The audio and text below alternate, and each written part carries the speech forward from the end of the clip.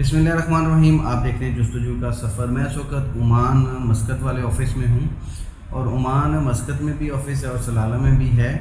मुझे बहुत ज़्यादा कॉल्स आती हैं पूरे ओमान से और पाकिस्तान से भी बहुत ज़्यादा मैसेज कॉल्स आती हैं। और आज मैं एक अपने रेगुलर फॉलोअर हैं उनकी कहने के ऊपर ये वीडियो बना रहा हूँ। वो इस वक्त पाकिस्तान में और वो मेरी से ही उन्होंने एडवाइस ली थी ट्रैवल हिस्ट्री के हवाले से और वो तकरीबन 6 कंट्रीज़ की ट्रैवल हिस्ट्री कर चुके हैं इस वक्त। मलेशिया, सिंगापुर, अज़रबैजान, जॉर्जिया, इस किस्म की। पाकिस्तान से उन्होंने 6 कंट्रीज़ की ट्रैवल हिस्ट्री बनाई और फिर उन्होंने पाकिस्तान से ही यूरोप का वीज़ा अप्लाई किया जो रिफ्यूज़ हो गया। अब वो कहते हैं कि इकराम भाई मैंने आपके कहने पे ऊपर ट्रैवल हिस्ट्री बनाई है और मेरा वीज़ा रिफ्यूज़ हो गया। तो यार मैं कोई एम्बेसडर थोड़ी हूँ जो मैंने वीज़ा दे देना है। मैं सिर्फ गाइडलाइन दे सकता हूँ या वीज़ा अप्लाई करवा सकता हूँ, फ़ाइल तैयार कर सकता हूँ। फ़ाइल तैयार करके एम्बेसी से अपॉइंटमेंट लेके सबमिशन करके आपको एम्बेसी तक पहुँचा सकता हूँ। बाकी वीज़ा एम्बेसी ने देना है। लेकिन जब बात आती है मिडल ईस्ट की, और मिडल ईस्ट से मैं अक्सर कहता हूँ कि वीज़ा रेशो बहुत अच्छी है बनिस्बत Pakistani country, Bangladesh country, India country, home country से। उसकी वजह ये है कि जब हमारे पासपोर्ट की, अगर पाकिस्तान की बात करें तो हमारा पासपोर्ट की वैल्यू काफ़ी डाउन है। अगर आप इसके इंटरनेशनली इसकी स्केल देखें तो ये नीचे से एंड वाले नंबर से चौथे नंबर पे है।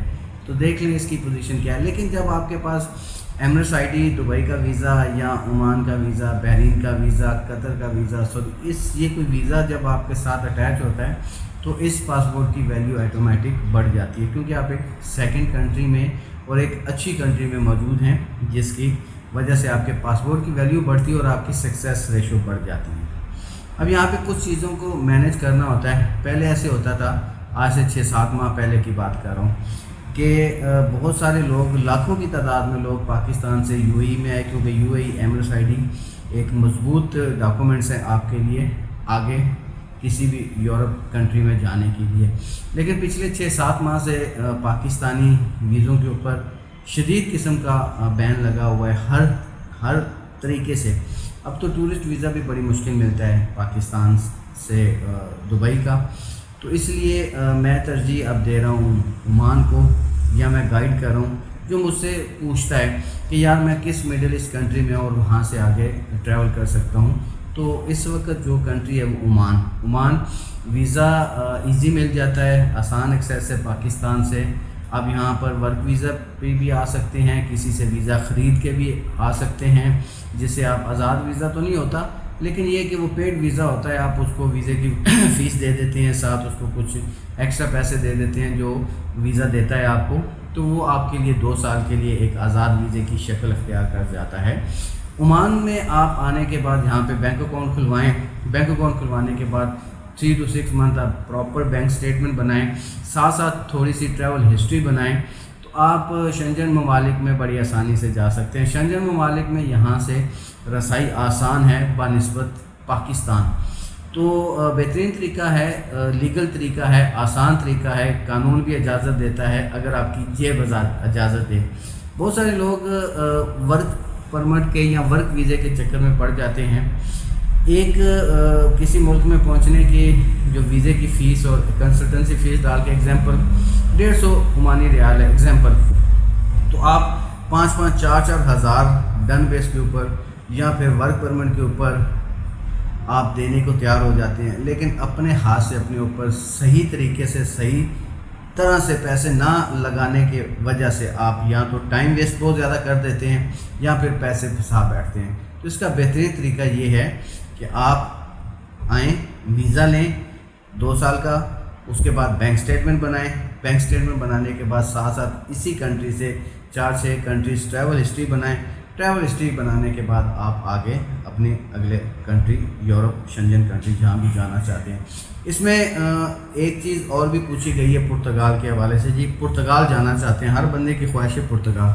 तो पुर्तगाल अभी आपको वीज़ा नहीं देगा आउट ऑफ कंट्री, क्योंकि इमिग्रेशन ऑन होने की वजह से वहाँ पे वैसे ही पहले बहुत रश है।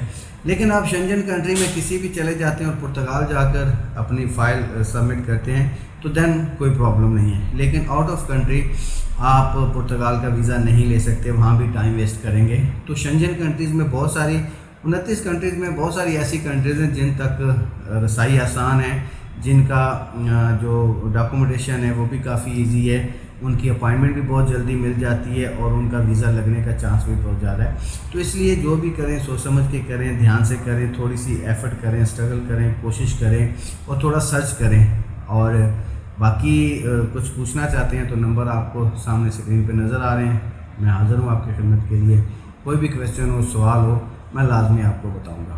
تو یہ ایک تھوڑی سی اس دوست کے کہنے پہ میں نے ویڈیو بنائی ہے جس نے میرے کہنے پہ ٹریول ہسٹری بنائی، لیکن بیچارے کا پاکستان سے ویزا ریفیوز ہو گیا۔ اس وقت میں نے انہیں کہا تھا کہ آپ دبئی آ جائیں، اس وقت دبئی کے ویزے آن تھے، دبئی آ جائیں، دبئی کی ایمریٹس آئی ڈی لیں، ساتھ ٹریول ہسٹری بنائیں، تو انشاءاللہ تعالیٰ آپ اپنی ڈیسٹینیشن پہ آسانی سے پہنچ سکتے ہیں۔ تو اب پاکستان کے ویزے بھی بند ہو گئے ہیں اور اب عمان کے کھلے ہیں، اور میرا خیال ہے کہ جو قطر ہے، بحرین ہے یا دوسری کنٹریز ہیں، ان سے زیادہ میں ترجیح عمان کے ویزے کو دیتا ہوں۔